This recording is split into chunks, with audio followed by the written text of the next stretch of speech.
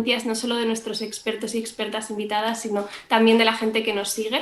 Y hoy lo hacemos para hablar de un tema muy especial que además ha ido saliendo en otros temas, que es el de la ciencia, porque efectivamente la ciencia forma parte de la sociedad y además la ciencia abarca muchísimas disciplinas y también tendremos ocasión de poder hablar de ello hoy. Pero lo primero que me gustaría hacer es presentar a nuestros dos expertos de hoy, a Guillermo y a Emilia Aiello, y bueno, ellos forman parte de la iniciativa de ciencia en el Parlamento como vocal de proyectos Emilia y como responsable de comunicación Guillermo, pero me gustaría que vosotros nos contaseis no solo cómo habéis llegado hasta aquí de una manera breve a ciencia en el Parlamento, sino también qué contexto científico tenéis para que las personas que nos sigan puedan entender pues, si ciencias sociales, ciencias naturales y por qué estamos hablando hoy de esto. Muchísimas gracias. Gracias, Maysun, también por sacarlo adelante como siempre y por hacer realidad esto que además hoy te toca de manera especial como doctora en física. Así que tengo muchas ganas de escucharos a los tres. Pues muchísimas gracias. Por favor, contarnos cómo habéis llegado a ciencia en el Parlamento. Luego hablaremos de otros éxitos, pero empecemos por ahí. Primero Emilia, que tiene un mayor expertise, por favor. No, que aquí no va por expertise, pero bueno, primero que nada, en nombre de Ciencia en el Parlamento y yo también agradeceros por la invitación, que es siempre un placer conversar con vosotros y con vosotras y también como de esas invitaciones, aparte de que continuamos intercambiando ideas y aprendemos muchísimo. O sea que nada, un lujo poder cerrar el año así.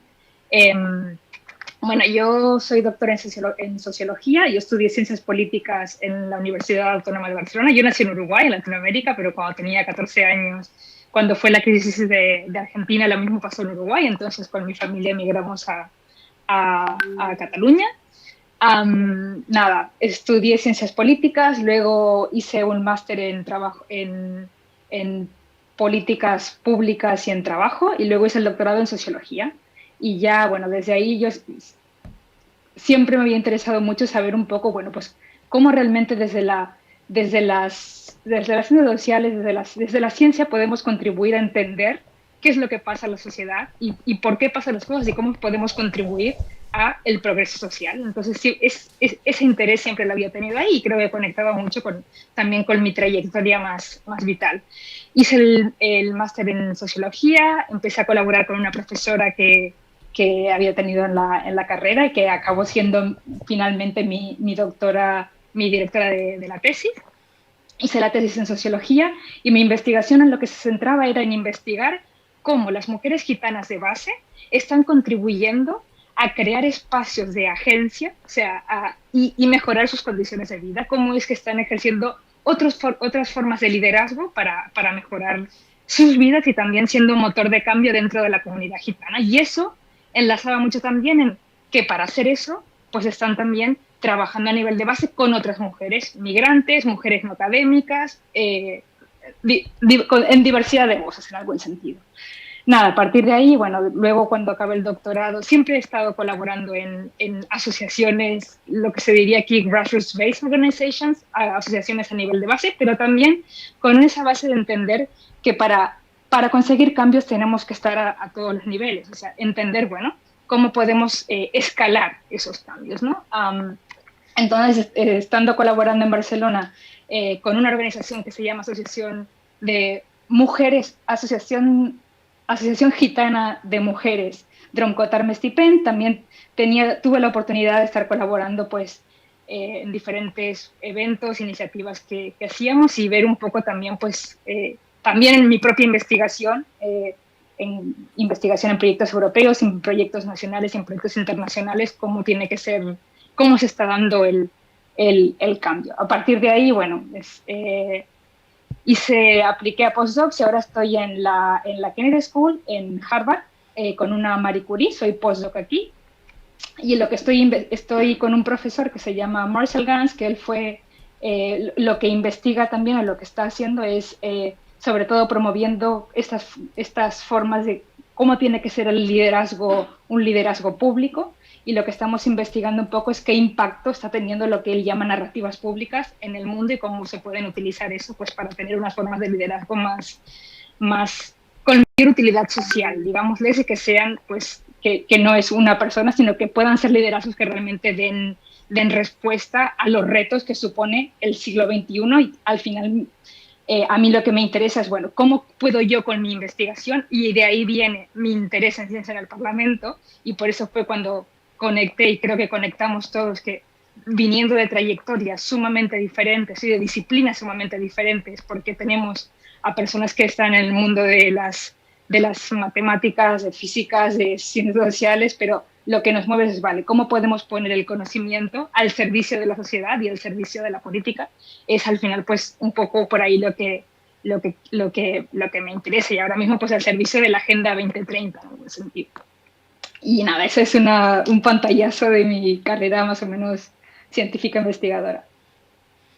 Oh, pues es que yo poco puedo aportar. No es verdad, Guillermo, no es con verdad. Lo mío. Bueno, yo estudié, yo soy bastante jovencito, entonces yo vine de estudiar, que no digo que no lo sé vosotras, yo vine de estudiar la carrera de biología y cuando estaba en la carrera, yo decía ya en segundo o tercero que iba a hacer el doctorado, que es hacia donde nos llevan, ¿no? Y esto siempre algo que cuento cuando la gente me pregunta por qué he acabado donde he acabado, ¿no? Cuando entras en una carrera de ciencias, por lo general, esto Maison lo sabrá, se te forma como en la vida, ¿no? Estudia, trabaja, cásate y ten hijos. Estudia la carrera, en mi caso hace un máster, con el Plan Bolonia hace un máster y luego hace un doctorado. Entonces yo ya tenía programado en mi cabeza que tenía que ser así, o te metes en el mundo de la educación para hacer un máster de profesorado y ser profesor, ¿no? Y en cuarto de carrera, en una asignatura bastante compleja, estábamos a finales de cuarto y le dije a una profesora que es que yo tenía que sacar una buena nota en su asignatura para que me pudieran coger en un máster fuera de España o dentro de España. Y me dijo, ¿pero tú quieres investigar? Y yo le dije, a ver, es lo que tengo que hacer, ¿no? Y me dijo, no tienes por qué hacerlo. Entonces, en ese momento, a mí me vino a la cabeza, me dijo, ¿tú qué querrías hacer? Y yo lo que siempre había querido era aprender. Y una de las cosas que había querido siempre hacer dentro de mi carrera como investigador, que iba a tener como investigador, era la divulgación, pero de una forma residual. Yo le dije que me gustaba la divulgación científica y me dijo, pues probablemente vivas mejor como divulgador si es lo que te gusta que como investigador si realmente no sabes lo que es la investigación, porque a ti te gusta la ciencia porque no sabes lo que es la ciencia. Y eso me lo planteaba yo mucho. Yo decía, es que yo quiero hacer esto porque lo disfrute, no quiero llegar a casa pensando en la beca que tengo que pedir, en lo que no me dan, en el doctorado y tal. Y a pesar de ser un año en el que estábamos bastante amargados ya todos por ser el último año de carrera, fue uno de los pocos días que yo llegué a clase con verdadera ilusión. Y desde ahí mi carrera se dirigió a la divulgación científica. Nadie de mi promoción en ese momento había salido con esa iniciativa, por lo tanto yo me metí en un camino completamente pedregoso, pero que al andarlo podías encontrar un montón de frutos, ¿no?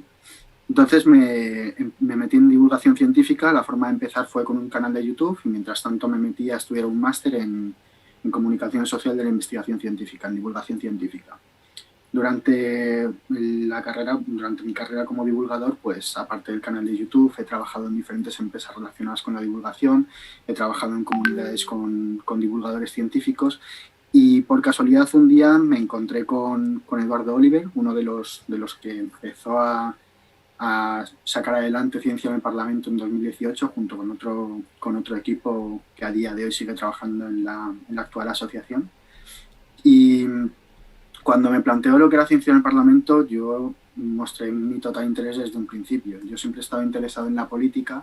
Cuando estudiaba me metí en la asociación de estudiantes de mi facultad, en la asamblea de biología que tomó bastante forma cuando estábamos ahí. Junto con Toma la Facultad, no sé si os sonará lo que es Toma la Facultad, pero estuvimos ahí bastante activos y bueno, llegó un momento que me desligué, pero siempre me había interesado el contexto político que tenía la lucha estudiantil en ese momento por la necesidad que teníamos los estudiantes de que ciertas cosas que estaban ocurriendo estaban afectando mucho y personalmente mi manera de luchar más coherente era yendo a las asambleas, pero luego cuando llegaba la hora de ir a clase tenía que ser el que diera el callo, ¿no? Esa es la manera de luchar, no solamente hablar, sino también trabajar. Y cuando Eduardo me dijo lo que era ciencia en el Parlamento, yo le mostré mi completo interés. Empecé ofreciéndoles un vídeo a través de mi canal contando la iniciativa y a partir de ahí, bueno, pues empecé a entrar en el grupo de comunicación, a llevar las redes sociales y a día de hoy formo parte del grupo de comunicación. Actualmente estoy como vocal en funciones, pero porque el director está semi-ausente. Pero bueno, Ciencia en el Parlamento ha derivado en algo que está aportando muchísimo a mi vida y que como persona dedicada a la divulgación creo que estamos retroalimentándonos de una forma muy, muy bonita. Pues que súper interesante, porque escuchándoos a los dos me entran... O sea, empatizo tanto con todas las cosas que habéis dicho, o sea, con Emilia resulta... O sea, las paradojas que tiene la vida. Tanto María como yo somos unas apasionadas de ayudar a otras mujeres a encontrar su rol, su lugar en el mundo y empoderarse, tener la autonomía suficiente para desarrollar sus proyectos de vida. María lleva, de hecho, está recién aterrizada de un viaje a Tanzania dentro de la iniciativa que inició y fundó en Inacua, y que está dirigida a eso, a empoderar a mujeres en Tanzania con la ayuda del entorno de la universidad y con otros proyectos internacionales que se mueven allí. Ahora seguro que nos lo cuenta. Por mi parte también llevo, además de estar en muchísimas asociaciones a lo largo de mi vida, en los últimos años, 3 años, vamos a cumplir el 8 de marzo, una fundación para ayudar a mujeres a empoderarse en regiones en conflicto y que puedan tener autonomía suficiente para desarrollar su actividad diaria sin necesidad de emigrar. Y luego escuchando a Guillermo, digo, ojo, es que hasta que no llega el profesor que te dice, pero tú qué quieres hacer con tu vida, realmente no te lo planteas. Y ver cómo esas dos, o sea, esa pasión por hacerte entender que la ciencia deje de ser una cosa tan mística, o sea, sí, respetada y todo eso, pero no deja de ser una cosa súper exótica. La gente que se mete en ciencia o se mete a investigar incluso en sectores de humanidades, o sea, se le toma como una persona como muy devota a sus papers, a sus estudios, a sus estadísticas, a sus cosas, a buscar la verdad detrás de cada cosa, pero que muchas veces cuesta a la sociedad entender el para qué. O sea, la finalidad de todo eso y la utilidad de todo eso en el progreso al que todos aspiramos dentro de la sociedad, y que humanidades por un lado y ciencia por otro, y ciencia pura en plan física, matemática, biología se junten y empujen que la ciencia forme parte y sea la base de las decisiones políticas para una sociedad como la nuestra. O sea, es que a mí me parece increíble. Ya escuché de la iniciativa de ciencia en el Parlamento, no tuve la oportunidad de participar en su fundación ni en el desarrollo de sus actividades, pero siempre le he tenido un cariño muy especial, así que aprovecho para daros la enhorabuena por ese gran paso que habéis dado y que seguro que nos va a permitir avanzar con pasos más firmes en torno a cómo se define nuestra sociedad en el futuro. Y yo sé que María tiene un montón de preguntas y de comentarios, porque muchas veces hemos estado hablando de la dicotomía de por qué separan ciencia y humanidades, por favor. Y además que tenemos, mientras preparábamos esto nos iban surgiendo muchísimas reflexiones, así que María, por favor. Gracias, Maysun. No solo porque separan ciencias y humanidades, sino en general ciencias, humanidades y sociedad. Parecen 3 ámbitos separados que en realidad tienen que ver con lo mismo, ¿no? Y hoy creo que también tendremos que posicionarnos en algún momento o definir unas conclusiones para este nuevo contrato social, pero quizás vayan por ahí, por intentar aunarnos y hacer que la ciencia forme parte de esa toma de decisiones, ¿no? Entonces, mi primera pregunta va a ir para que la enfoquéis hacia los científicos, porque creo que es más fácil que empecemos por la sociedad, es decir, ¿qué le diríamos a la sociedad para que conozca más sobre la ciencia, trabajéis en divulgación, etcétera? Pero ¿qué le diríamos a la comunidad científica, por empezar con algo que sea más complicado, ¿no? ¿Qué le diríamos a la comunidad científica que también se divide a sí misma y que muchas veces no reconoce a las ciencias sociales, por ejemplo, a la misma altura? Yo lo he vivido en mis propios profesores, que a veces veces hacen comentarios que parece que no estén, pero yo soy también de ciencias políticas, parece que no estemos en el mismo barco de la ciencia, ¿no? Entonces, ¿qué le diríamos a esas personas que trabajan diariamente en los campos científicos, que además no están desligados absolutamente de los valores, sino que tienen que ver con los valores y con la cultura y por lo tanto con la sociedad, para que los ciudadanos podamos estar más cerca de ellos? Y luego ya pasamos al papel activo que deberían tomar los ciudadanos. Hombre, parte del problema que planteáis, y como dice Maisun muy bien, ahora mismo parece que empezamos a arrojar un poquito de luz sobre ello, empezamos a unirnos un poquito más por fin, porque siempre ha estado esto de yo soy de letras, no, a mí no me hables de ciencia, ¿no? Y yo sí, pero es que yo soy de ciencias y sé escribir, ¿sabes? O sea, quiero decir, al final una cosa no es independiente de la otra, ¿no? Y sobre todo las personas del mundo de la ciencia, en el caso mío, cuando estudias psicología, te das cuenta, y cuando estudias físicas, cuando estudias el universo, te das cuenta de que todo funciona de una manera holística, todo está interconectado y al final todo, por muy pequeño que sea un ecosistema, influye en cualquiera de las cosas que a priori parecen no estar conectadas con ello, ¿no? La ciencia y la humanidad, o sea, las ciencias y las humanidades tienen que estar ligadas más que nada porque dentro de las humanidades sí se utiliza el método científico, hay investigación dentro de la economía, hay investigación dentro de la sociología. De hecho, Emilia, que empezó estudiando sociología y ciencias políticas, ahora mismo está con una Marie Curie, que es una de las becas más importantes con las que puede contar una persona. Si eso no es ciencia, pues que vengan a mí en el doctorado ya y me lo cuenten. O sea, una persona que está estudiando un doctorado, a lo mejor, no sé, díganmelo ustedes, es ciencia, ¿no? Pero con respecto al tema de los científicos, a ver, hay una cosa que estamos quizá erróneamente promoviendo los divulgadores, y es esa imagen bonita que hay de la ciencia, ¿no? Porque de la ciencia solo se cuenta lo bonito, se cuenta el resultado, se cuenta la discusión del paper. Pero realmente el trabajo del paper no es la discusión, sino todo el proceso de metodología, todas las hipótesis, todos los planteamientos que se tiene que llevar a cabo un científico en su cabeza para llegar a esa discusión, a esas conclusiones. Y ahí pueden pasar 3, 4 e incluso 10 años para que termine un proyecto de investigación y empiece a sacar unos resultados. En mi caso, yo me dedico ahora mismo, trabajo en la investigación en cáncer como divulgador científico, pero claro, estamos con proyectos que ahora mismo están dando frutos que empezaron hace 10 años. De hecho, uno de los resultados más importantes de investigación de este año fue el del doctor Joan Massagué en metástasis en cáncer, y su investigación empezó hace 20 años. Por lo tanto, a lo mejor tendría que ser trabajo por primera parte de los divulgadores, en lo cual me incluyo como responsable, enseñar a la gente la parte ardua de la ciencia. Lo que pasa que eso es más aburrido de contar y por eso yo no me meto. Y por otra parte, los científicos, que es a donde va la parte de María, romper esa torre de marfil en la que se encuentran algunos científicos. La sociedad al final no está por debajo de ti, está a tu mismo nivel, lo que pasa que tú estás por encima en una parte que es tu parte científica. Sin embargo, igual que el científico, igual que el mecánico no tiene conocimiento científico, el científico tiene que llevar su coche a repararlo al mecánico.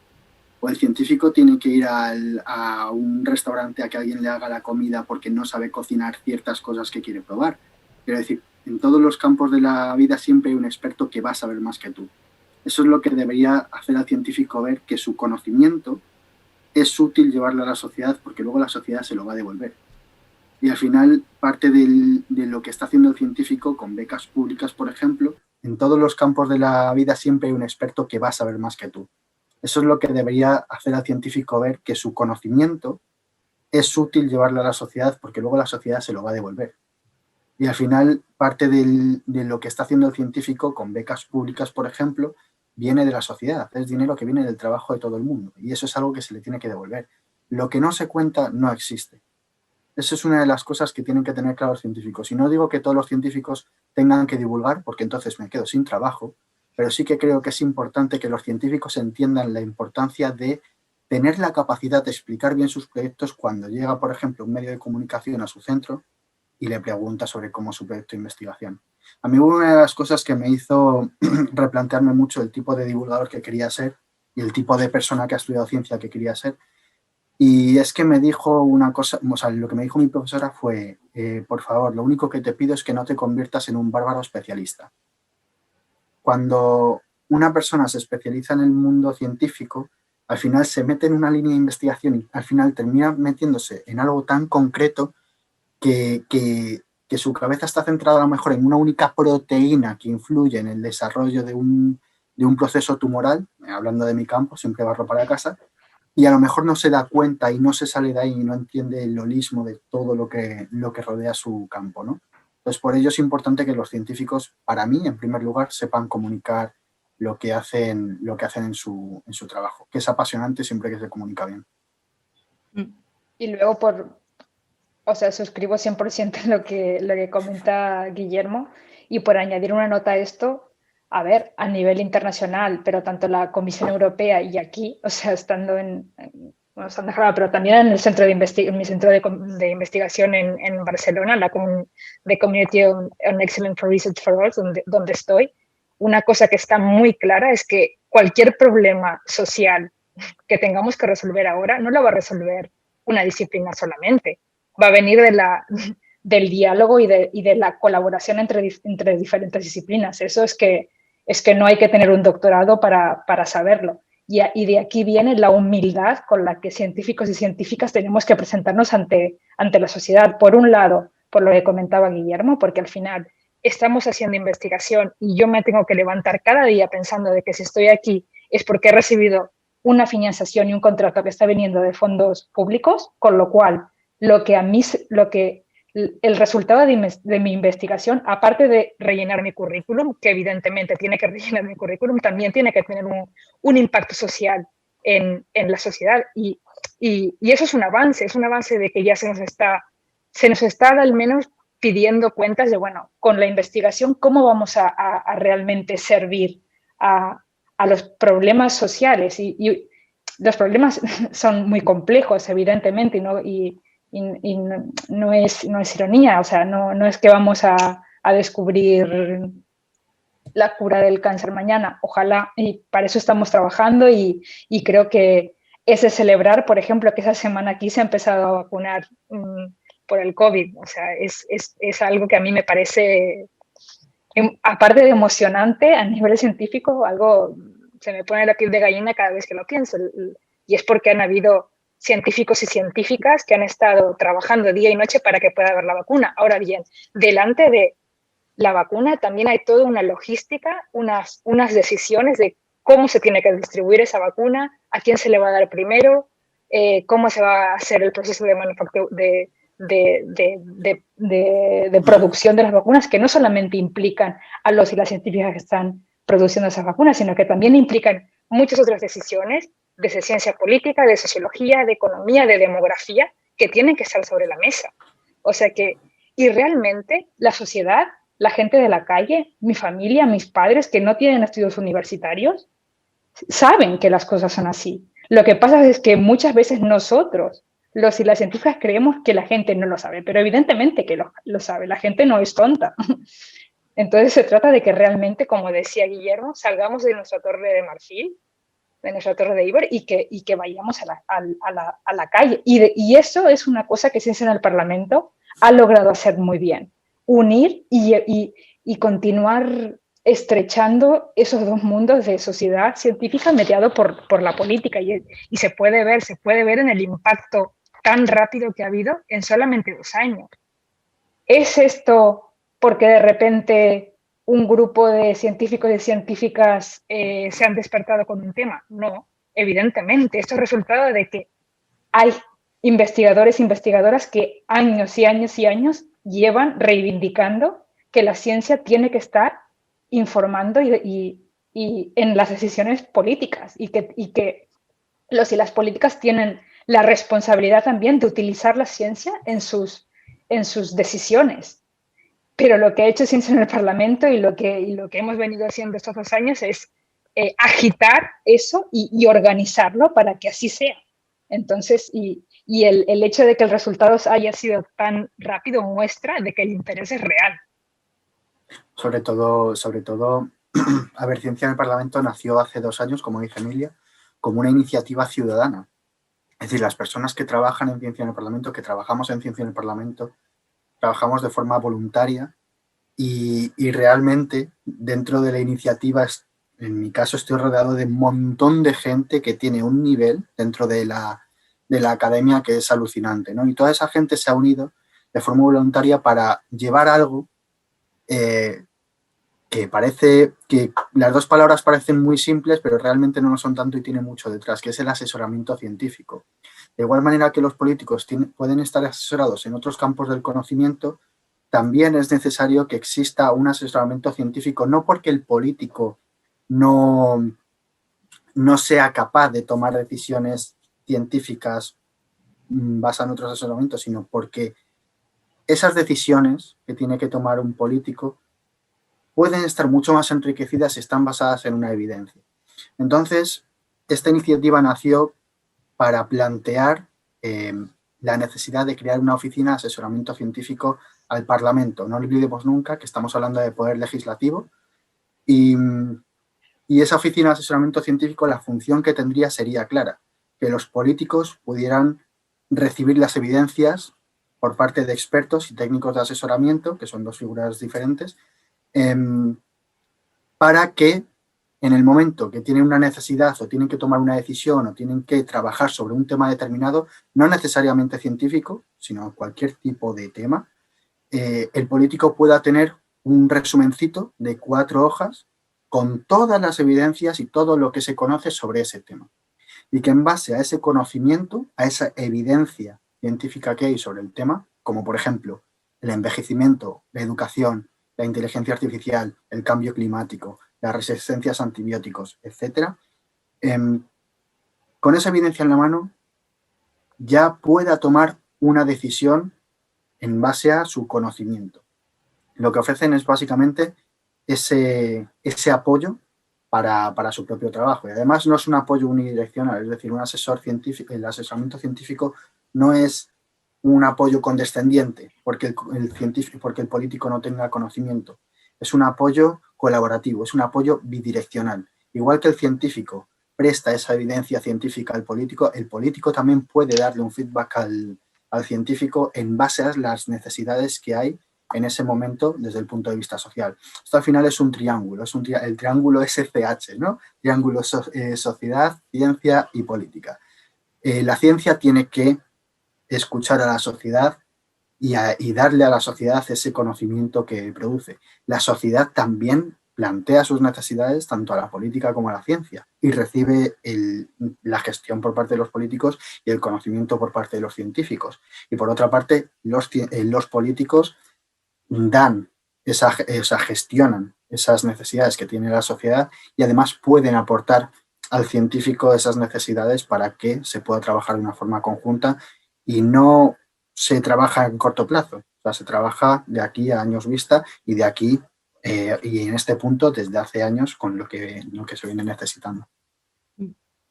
Pues fíjate, con una cosa que estabas diciendo ahora mismo, Guillermo, yo creo que es súper importante que todo el trabajo de divulgación, o sea, muchas veces miramos a la administración, a nuestro sistema de instituciones y nos parece que la burocracia trabaja en contra de la agilidad, ¿no? Como que hubiese una pelea constante entre la agilidad que necesita la sociedad para algunos temas y todos los mecanismos internos para hacerlo realidad y dar solución.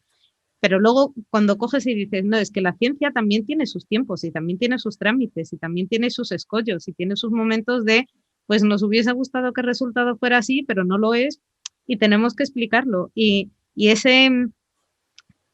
superar esa barrera de que por ponerte a experimentar te va a salir un resultado. Pues a lo mejor el resultado sale, pero necesita de muchísimo trabajo todavía para poder implantarse dentro de la sociedad y ser solución. O sea, pasar de resultado a solución no es ipso facto, sino que necesita un trabajo que se tiene que acometer desde diferentes partes, la regulatoria, la de coordinación entre diferentes agentes, pero sobre todo, o sea, poniéndolo en escala. Tiempo de burocracia, a lo mejor esto. Tiempo de ciencia, un poquito esto. Que la sociedad entienda que eso es necesario, a lo mejor esto. Y allí es muy importante tanto esa comunicación activa con la sociedad para hacerles entender cómo la ciencia trabaja para resolver esos retos, que los políticos entiendan las dinámicas dentro de la ciencia y que no pierdan la esperanza o pierdan la ilusión de seguir apoyándola en sus diferentes facetas, no solo la financiera de financiar y mantener y todo eso, sino que prestarle atención y escucharla. Pero luego hay una parte muy importante y es que los científicos sigan pensando que deben prestarse a asesorar a los políticos y asesorar a la sociedad también. Entonces, dentro de todo esto, ¿ves que la gente tiene o que la sociedad está como sedienta de conocer más sobre la ciencia, acercarse, curiosear más en todos los vídeos de divulgación que haces? ¿Me escuchas? A mí también. ¿Veis a Maisun? Ahora. ¿Me escucháis bien? Ahora. Sí, ahora sí. Vale, os comentaba que ahora sí. Guillermo y Emilia, ¿habéis visto que la gente os pregunta más sobre las iniciativas de ciencia en el Parlamento, que pregunta más por cómo, cuándo, tienen más curiosidades sobre los vídeos de divulgación que se cuelgan? ¿Cómo lo veis?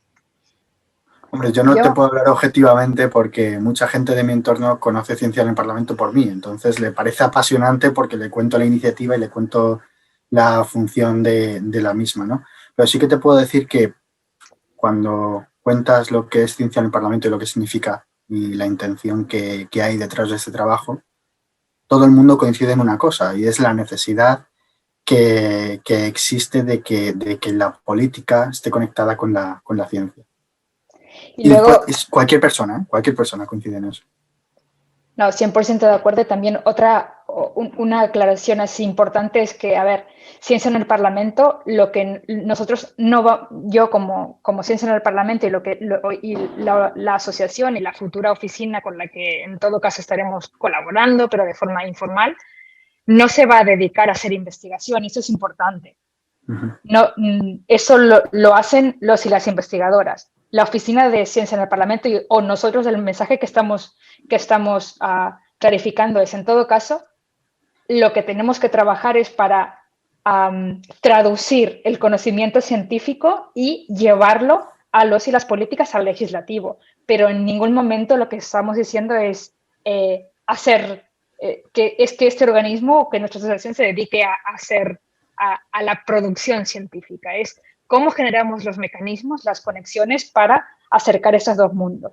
Y una cosa que es súper interesante es estos últimos meses hemos estado reuniéndonos con diferentes oficinas internacionales para conocer un poco cómo funcionan otros mecanismos, y es interesante porque cada país, desde aquí Estados Unidos, Suiza, Finlandia, Noruega, Portugal, Holanda, los estoy diciendo de memoria, pero Chile, México, nos hemos reunido con muchísimas ya oficinas.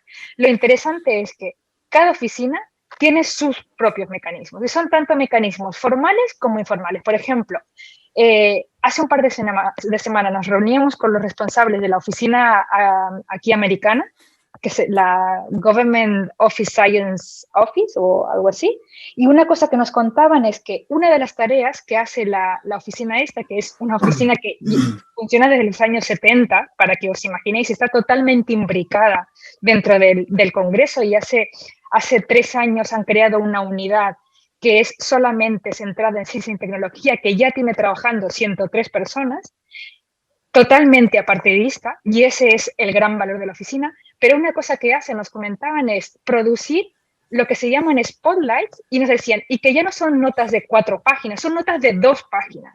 Con lo cual, cuando el político o la política, los congresistas, tienen cualquier duda, se juntan entre ellos lobbies porque tienen tanta demanda de los y los congresistas, de que la oficina esté como que estén produciendo esas evidencias para saber.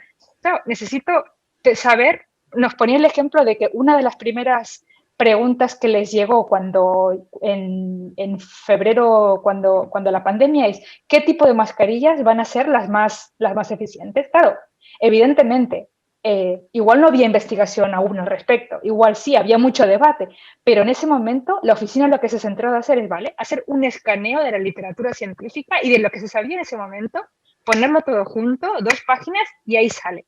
Y otra cosa que nos explicaba, hablando de burocracia, es que muchas tareas que hace esta oficina no se ve, porque son tareas de asesoramiento informal, de llamadas, de responder dudas, de ir a public hearings, como cuando hay debates y...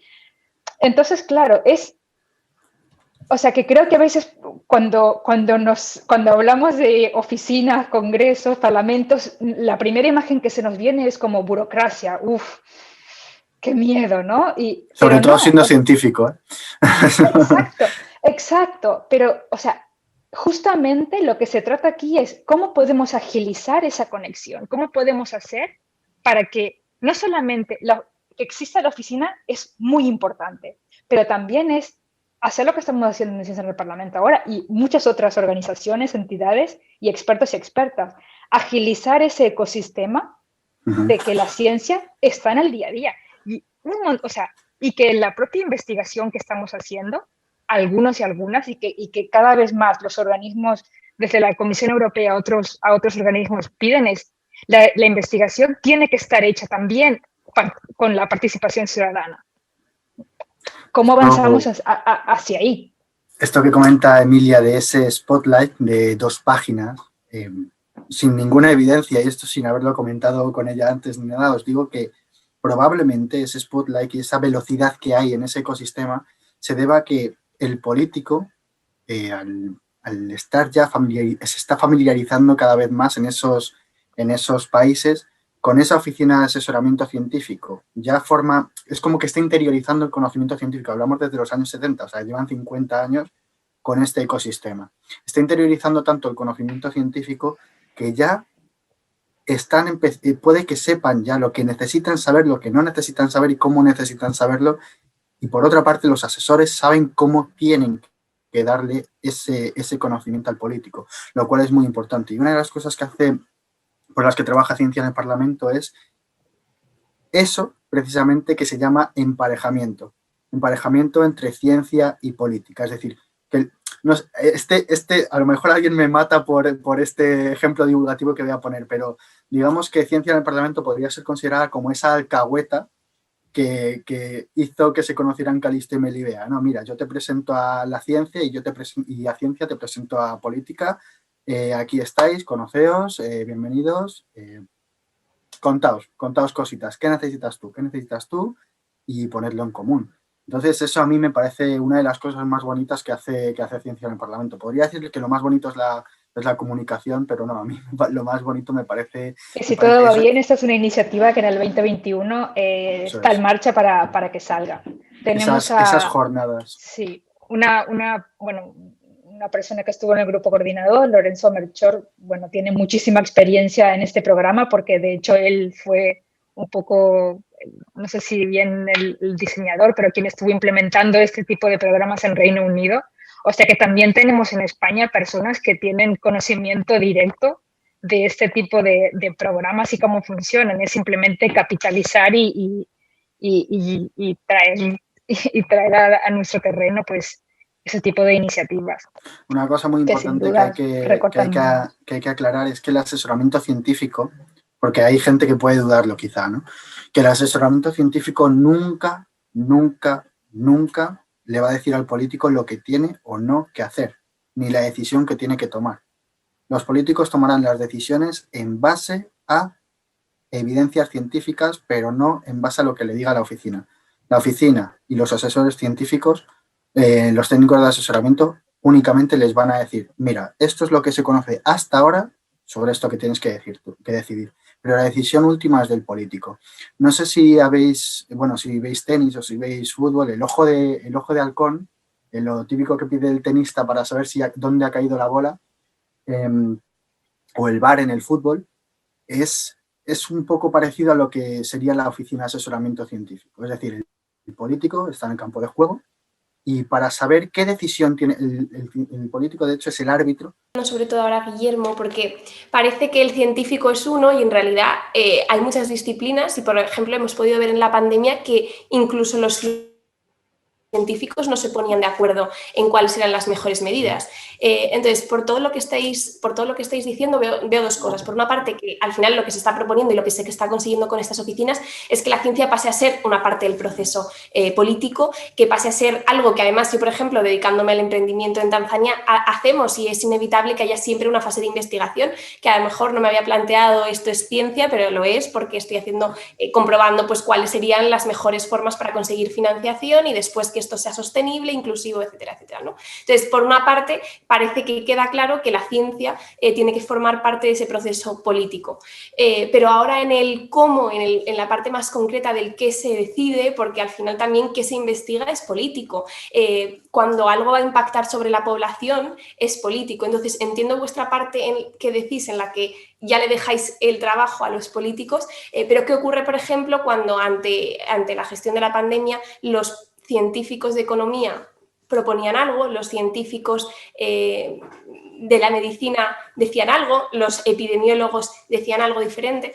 ¿Cómo hacemos para que haya esa comunicación también entre las propias ciencias y que las oficinas sean algo también diverso con la magnitud de la ciencia como saber? Porque si de verdad abrimos esa definición de ciencia al saber a todas las disciplinas, va a generar conflicto, imagino. 100%. Exacto, el conflicto va a emerger en cualquier escenario y más aún en escenarios de crisis y de incertezas como los que estamos viviendo ahora mismo. Ahora bien, una cosa que yo creo que estamos aprendiendo y que también desde en el Parlamento lo comunicamos y cualquier persona que trabaja en ciencia, es el método científico en sí, es que no vamos a tener la respuesta para todo, no tenemos la respuesta para todo. Lo que estamos intentando identificar es qué consensos hay sobre algunas cosas. Y si una cosa hemos aprendido estos 10 meses es, bueno, poco a poco, a día de hoy, tenemos mucha más información sobre el origen del virus, sobre cómo se propaga, sobre el porqué de las mascarillas, sí o no, de los aerosoles, que no teníamos hace 6 meses. Y si una cosa, vuelvo a mi idea anterior, la humildad de la ciencia, o sea, cómo poder explicar que realmente lo que estamos investigando es cambiante, y que se suma cada día. Y sobre las diferentes opiniones que podían venir de un sector o de otro, sí, pero mecanismo de diálogos entre diferentes sectores, evidentemente. O sea,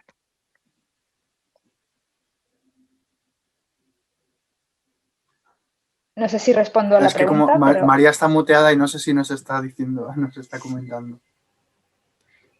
Estás muteada, María. Perdonad, vale. No, totalmente, genial. Luego, o sea, también creo que en todo esto de la pandemia, de nuevo, resaltar de que nuestra figura aquí, como ciencia en el Parlamento, sería al legislativo, no sería el ejecutivo, y al final quien ha tomado las decisiones de urgencia ha sido el ejecutivo. Ahora bien, si hubiera existido ciencia en el Parlamento, o por ejemplo, una pregunta que nos ha salido mucho es, ¿se hubiera podido evitar una pandemia? Hombre, una pandemia no se va a poder evitar, esto es la ciencia no lo va a poder evitar. Ahora bien, el hecho de que poder ofrecer herramientas para que los países puedan estar más preparados para cuando esas situaciones pasan, eso sí que podemos, que la ciencia puede aportar ese tipo de conocimiento, y sobre todo pensar a nivel de prospectiva, cómo podemos preparar el país para que quienes realmente están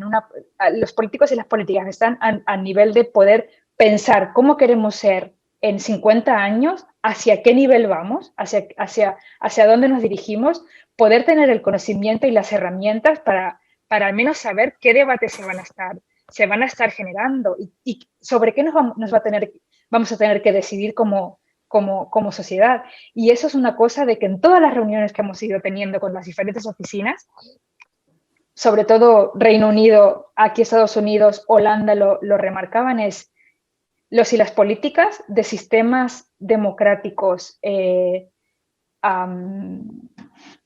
fuertes y firmes, la ciencia está muy imbrincada en esa cultura democrática también. Entonces quieren saber, o sea, el poder tener ese conocimiento nos va a poder guiar, ¿no? hacia dónde vamos a ir en un futuro. Sí Una de las... Perdona. No, por favor, Guillermo.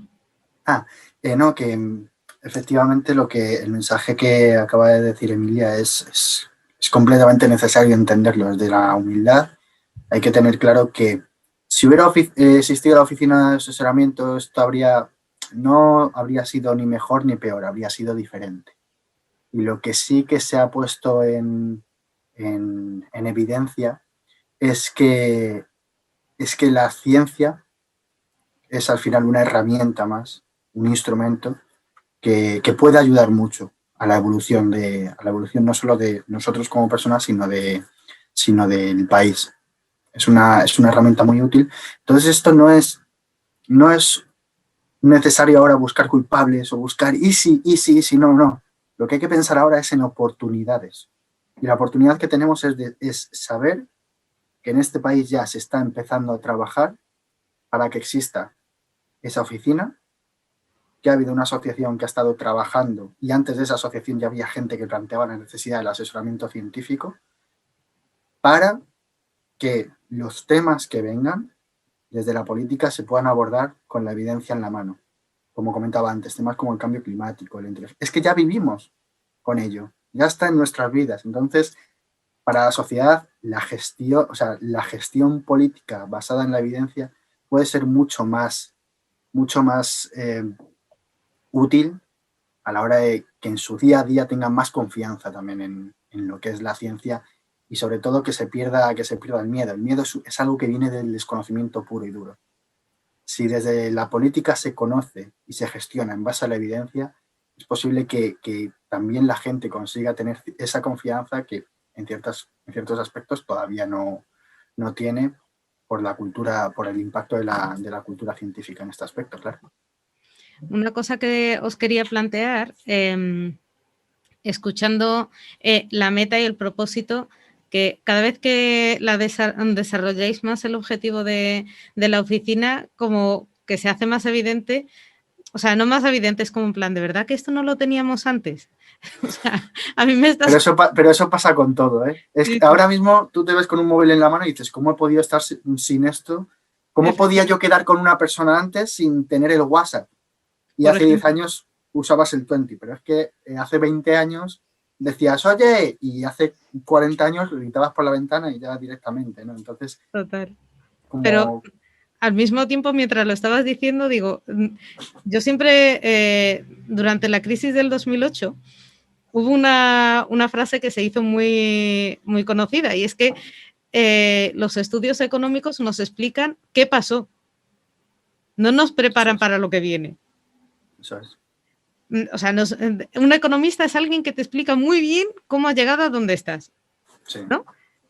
Y de repente, escuchando cómo la oficina puede asesorar a los políticos, esa complicidad que llegan a tener con esos políticos a nivel de pedagogía, de educación, de enseñarles a pensar con rapidez sobre los textos científicos que les están dando y esas evidencias científicas, para que en un brief de dos hojas ellos ya entiendan de qué estamos hablando, porque, o sea, nosotros que somos científicos, investigadores, que leemos papers para sacar un montón de conclusiones, contrastar opiniones y todo eso, nos lleva a algo, pensar, desarrollar cada una de esas ideas, arrastrar contigo todo el arco parlamentario para que te siga el ritmo con esos briefings, me parece, no voy a decir milagroso porque somos científicos, pero entendedme que es un esfuerzo bastante bien conseguido. Pero la cuestión está en, ¿podríamos pensar que la oficina es quien va a poder tener esa visión a futuro? O sea, si los economistas nos dicen cómo llegamos a donde hemos estado, a lo mejor esa mirada en el futuro la podemos depositar en la oficina de ciencia en el Parlamento. Si conocemos quiénes somos, tenemos más fácil de saber quién queremos ser. Ahora mismo, hay ciertas cosas en las que dudamos de quiénes somos. Y con la ciencia es una de las cosas que pasa.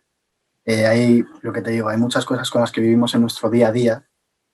Convivimos con la inteligencia artificial, convivimos con las redes neuronales, con los algoritmos, convivimos con el cambio climático, convivimos con las enfermedades no ahora mismo infecciosas, pero también con las no infecciosas. Convivimos con un montón de cosas que están a nuestro alrededor y muchas veces no vamos tan rápido en la vida que no nos damos cuenta de lo que son, ¿no? Y yo personalmente no he estado nunca metido en política y no sé si querría estarlo, Maisun, luego me dices tu opinión personal, pero yo tengo la impresión de que tiene que ir todo tan rápido que muchas veces no da tiempo a plantearse realmente lo que se necesita y las oportunidades que tenemos, ¿no? Entonces, por lo menos si a la hora de tomar decisiones un político tiene la evidencia científica en su mano, por lo menos ya tendrá algo más a la hora de tomar esa decisión. Y si vemos cómo van evolucionando las cosas, podemos saber mejor, o sea, podemos ser capaces de entender cómo podría ser la sociedad dentro de un tiempo, ¿no? Hasta hace poco tiempo era impensable que existiera una tecnología como una herramienta como CRISPR para llevar a cabo la modificación de determinados genes. Era hace 50 años, pues los transgénicos eran impensables, pero no se sabe que llevamos haciendo transgénicos desde hace muchísimo más tiempo de lo que se piensa, ¿no? Entonces, el primer paso está en conocer quiénes somos y lo que tenemos ahora. Y ya conociendo el saber cómo está la ciencia ahora nos va a poder ayudar a saber hacia dónde va la ciencia.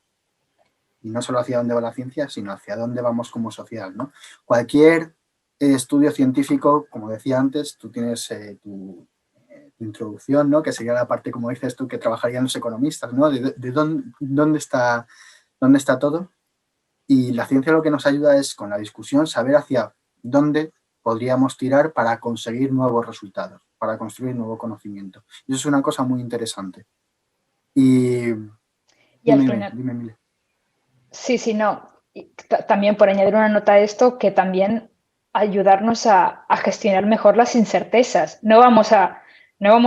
Es imposible saber en algunas cosas que iba a haber una pandemia. Por mucho que con el partido jugado se dijera, no, es que ya se estaba avisando de que en China pasaba, es que ya, pero es que tú lo dices ahora. Sí. Pero en su momento... No, pero me refiero, antes de la pandemia no podíamos saber que esta pandemia iba a venir. Ahora bien, la ciencia ya muestra que cada siglo hay pandemias, o sea, podíamos estar mejor preparados para ese tipo de situaciones. La ciencia nos puede dar más claves para ello. Y si luego la oficina en concreto se dedicará a eso, ¿no? También dependerá de cómo la ciudadanía esté observando y esté participando activamente de ese debate que la oficina esté generando, para que no hacer que la oficina simplemente sea ese órgano más pasivo. Y ahí sí que nosotros como Ciencia en el Parlamento continuaremos trabajando en esa línea, reavivando todos esos mecanismos más informales, lo que comentaba Guillermo antes de los aparejamientos entre científicos y políticos, continuando haciendo debates, conociendo otras iniciativas internacionales, viendo mecanismos de cómo la sociedad ya está participando en el hacer de la ciencia y cómo la política ya está teniendo en cuenta en algunas cosas la ciencia, pero hace falta más. Hay algo de lo que nos hemos dado cuenta con esta pandemia y es que la ciencia es más como un bambú y no tanto como un helecho, ¿no? En nuestro día a día el ser humano necesita siempre respuestas y necesitamos respuestas rápidas. Y de lo que tenemos que ser conscientes es que no podemos tener helechos en la ciencia, no podemos tener un cultivo, una cosa que rápidamente vaya a crecer. La ciencia es más un bambú que durante mucho tiempo, le das nutrientes, le das agua y va a tardar en crecer. Pero si tú lo has estado cultivando durante todo ese tiempo, como es necesario, vas a conseguir tener unas raíces mucho más fuertes, que es lo que ahora mismo necesitamos con esto y estamos intentando. Tener respuestas ya y tener soluciones ya de la ciencia cuando la ciencia no ha sido cultivada en los últimos años, ¿no? Desde siempre, ¿no? La situación al final de la ciencia en en España pues es complicada y bueno, pues una de las cosas que espero como ciudadano, sin ser, ya no hablo por ciencia en el Parlamento, sino como ciudadano, es que esto nos haya ayudado a entender o en la que tendría que trabajar como divulgador es que la gente entienda que la ciencia no es una cosa de hoy para mañana, es una cosa de hoy para 10 años. Que en esos 10 años dirás, menos mal que hace 10 años empecé a apoyar la ciencia y a conocer la necesidad de la ciencia, porque es algo que lleva mucho tiempo. Se nos había totalmente de acuerdo. Por eso creo que una de las cosas más importantes que vosotros habéis hecho ha sido el divulgar la ciencia en todos los sentidos. O sea, hacia la sociedad de decirles, mira, la investigación en cáncer, como haces tú en tu canal, es esto, conlleva esto, a veces hay éxitos, a veces hay fracasos. O como hace Emilia cuando estudia cómo las redes de apoyo de las mujeres. Que se pueden hacer muchas políticas sociales en base a eso, pero también se pueden hacer otras que tienen que ver con el urbanismo, con la movilidad, con la educación, con todo eso, viendo cómo están funcionando ellas y qué necesidades tienen y poder trasladarlas de una forma muchísimo más fácil que intentar, o sea, yo lo veo ahora mismo dentro del ayuntamiento. Cada vez que tenemos que hacer una cosa, pues tienes que estar suscribiendo estudios técnicos, algunos jurídicos, algunos económicos, algunos sociales, algunos no sé qué. Entonces, creo que es importante que existan esos asesoramientos, pero se pierde un poquito de calidad cuando cada vez que tienes que hacer una actuación de esta, tienes que recurrir a un agente diferente. ¿Me explico lo que quiero decir? Entonces, de alguna forma pierdes parte del conocimiento y parte de la oportunidad de entender tu ciudad o de entender tu comunidad o de entender la cohesión estatal, la pierdes con ese reinicio constante de la máquina, en lugar de estar utilizando las cosas que ya existen y ese remanente de cultura general, ¿no? Lo digo, nosotros, por ejemplo, en Madrid se han tenido que hacer muchísimos estudios sobre calidad del aire, sobre movilidad, sobre tal. Y a mí me consta que han participado muchísimas universidades, pero me da muchísimo coraje que eso, que cada vez que tengamos que hacer una cosa diferente es un reinicio, ¿no? El reinicio de la máquina constantemente. Y creo que en este nuevo cambio, nueva era que hemos entendido que la ciencia tiene que ser eje vertebrador de la sociedad por varios motivos, en la toma de decisiones sobre mucho, pero también en la parte económica, en la parte de competitividad a nivel global, en la parte de capital humano y cómo poder aprovecharlo de la mejor de las maneras, y que este nuevo contrato social que se está empezando a vislumbrar va a contener muchísimo de colaboración con la ciencia, de estrechar manos y decir, oigan, ¿cómo podemos sacarle el máximo rendimiento a todo esto? Y yo sé que María tenía muchas reflexiones sobre eso, así que me encantaría que participase ahora que le hemos recuperado. No te escuchamos, no. No te escuchamos muy bien, nada. ¿No te funciona el audio? Vale, igual tiene que cambiar de ordenador. De todas formas, yo quería comentaros una cosa sobre esto ahora que estamos casi terminando el directo. ¿Qué cosas os gustaría transmitir a la gente que nos está escuchando y que participa normalmente de estos debates? O sea, vuestro mensaje final sobre vamos a tener una herramienta súper útil que es ciencia en el Parlamento para estar mejor asesorados.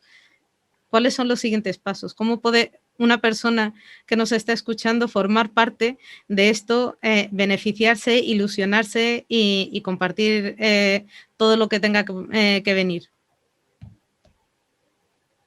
Yo creo que una nota positiva a resaltar es que de hecho lo estábamos comentando antes, pero lo comento, que es que después de este año tan duro que hemos tenido y que ha sido bueno, muy duro para todos y todas nosotras y que, bueno, con COVID y que hemos perdido a amigos, familiares, bueno, acabamos este año con avances.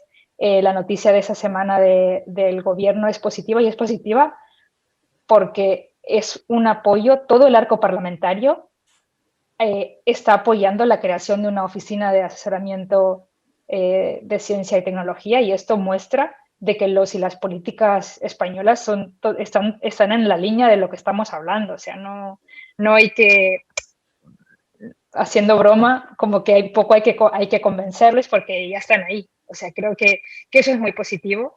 Dice mucho de cómo quiere situarse España en la próxima década, en Europa y en el mundo. Y creo que por acabar también con una nota positiva es que, bueno, si es en el Parlamento, estamos ahí personas muy diversas, con lo que decía antes, con backgrounds muy diferentes y que también en breves ya lanzaremos convocatorias para que más socios se puedan unir y estar colaborando con quien quiera unirse a la iniciativa. Sí, eso ahí, ese es mi mensaje. Totalmente de acuerdo con lo que dice Emilia, y sobre todo que la sociedad puede ser un gran apoyo, no solo para la ciencia en el Parlamento, sino para esa futura oficina de asesoramiento científico. Si la sociedad entiende la importancia del asesoramiento científico, el político, los políticos y las políticas sabrán que la sociedad demanda esa necesidad y los científicos se sentirán también más apoyados dentro de ese triángulo del que venimos hablando en toda la conversación. Pues yo creo que poco más que añadir. Bueno, sí, agradeceros que hayáis dedicado este tiempo a compartir con nosotros esta gran noticia, estas reflexiones, este trabajo que habéis estado llevando durante los últimos 2 años. Vosotros resumíais porque es cuando nació la iniciativa, pero me consta que cada uno de vosotros y cada uno de vuestros compañeros y cada uno de los investigadores hace un trabajo súper loable porque la ciencia forma parte de la sociedad con diferentes formatos y resultados y soluciones. Así que muchísimas gracias extendidas a todo el equipo y nada, con muchísimas ganas de conocer todo lo que viene por delante, muchísimo ánimo. Cerremos este 2020 bien y empecemos bien en el 2021. Esperemos. Y sobre todo que de aquí hasta entonces estemos bien y sigamos cuidándonos. Mil gracias a todos por estar con nosotros. Sobre todo. Y gracias a vosotras. Sí, una última cosa. María ha tenido problemas técnicos, pero por fin la tenemos por aquí, así que para los siguientes directos seguro que volvemos a recuperar tanto su voz como su entusiasmo y sus reflexiones. Así que muchísimas gracias. Y cuando queráis podéis contar con Emilia, que es un gran fichaje para estos directos. Os va a explicar un mogollón de cosas. Para otro tipo de cosas siempre es bueno. Siempre es bueno contar con ella. Pues nos la anotamos y nos lo tomamos muy en serio, pero contigo también contaremos. Bueno. Exacto, mira no, hombre, pero habéis visto el currículum que tiene, o sea, que es que puedo hablaros de un montón de cosas. O sea, que sí, por eso contaremos. Me he anotado un montón de cosas, pero vamos, como vamos a empezar a desvelar algunas sorpresas para 2021, que tenemos un montón de sorpresas por venir. Seguro que os volvemos a liar en alguna otra. Así que mil gracias y cuidaros un montón.